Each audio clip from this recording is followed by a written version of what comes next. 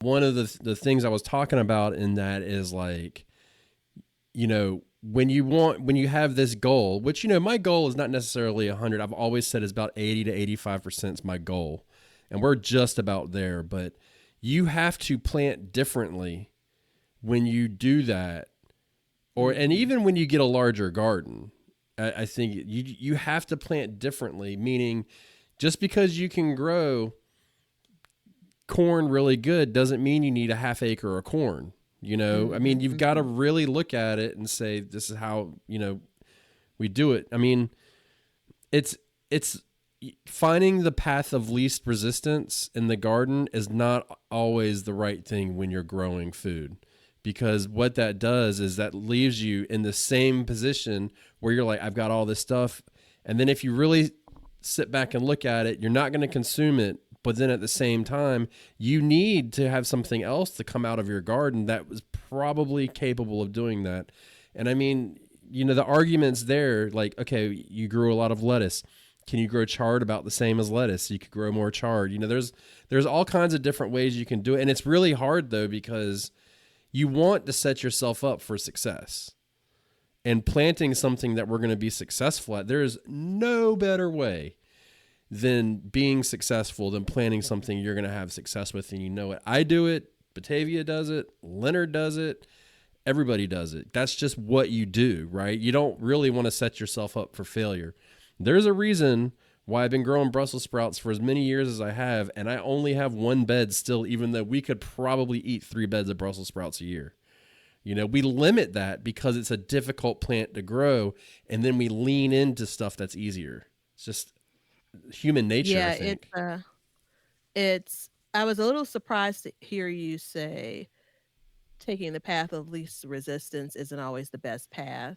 Yeah. It's really smart, and I wasn't surprised because you said a smart thing. Yes, you I'm were. not trying That's to be an that's ass messed here. up, man. No, no, not at all.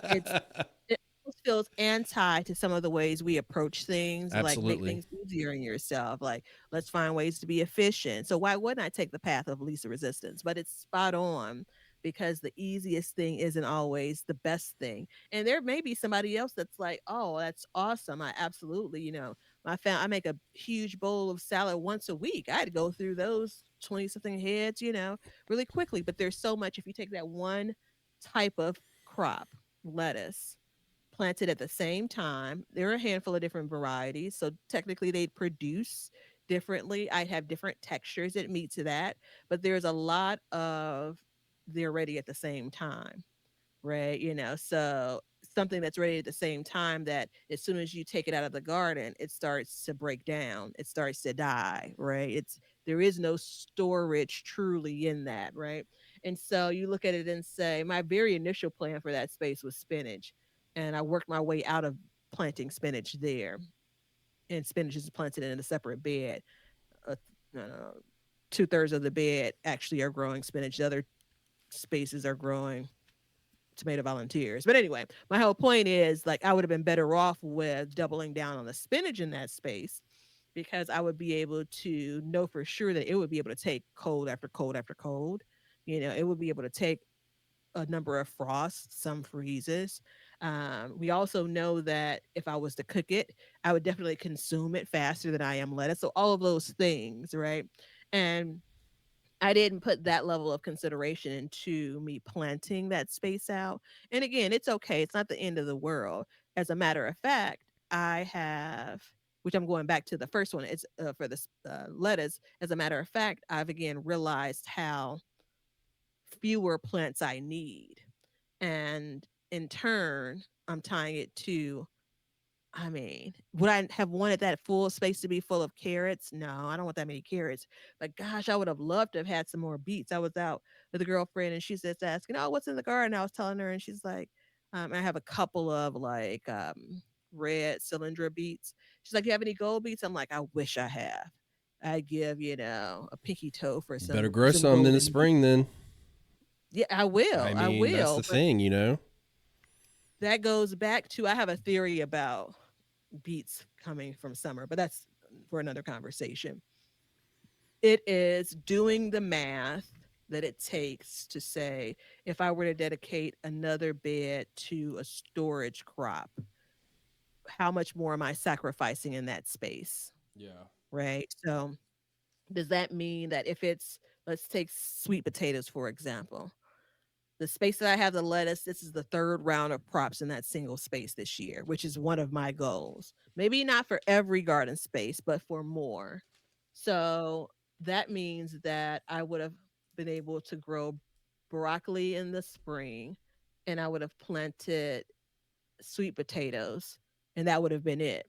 Versus that space got broccoli, I got corn, and then now it has lettuce, but did I really get the return on my investment? So you kind of balance the, do I swap out the corn and the lettuce and say, hey, because my sweet potatoes would have basically been in until the end of the garden year.